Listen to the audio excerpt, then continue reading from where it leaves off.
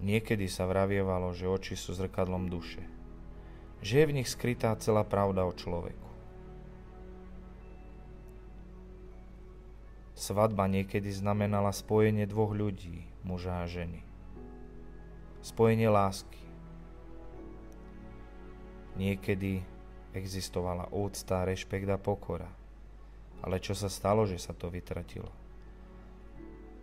Vieme si zmeniť farbu očí, farbu vlasov, farbu pleti, dokonca aj pohlavie.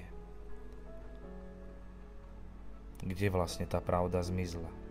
A prečo vlastne zmizla? Všetko je to len o nás ľuďoch. Čo chceme, aby sa zmenilo a čo chceme, aby zostalo. Je veľmi dôležité to, čo robíš a ako sa správaš.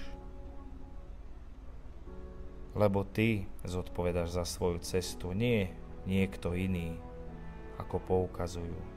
Stále len ty. Je na tebe, či zostaneš dobrým človekom, alebo zmeníš sa na blázna. Veľakrát sa vraví, že keď začneš robiť to, čo je pre teba najlepšie, veľa ľudí naštveš.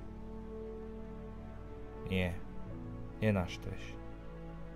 Nie je dôvod, lebo stále je to len tvoja cesta.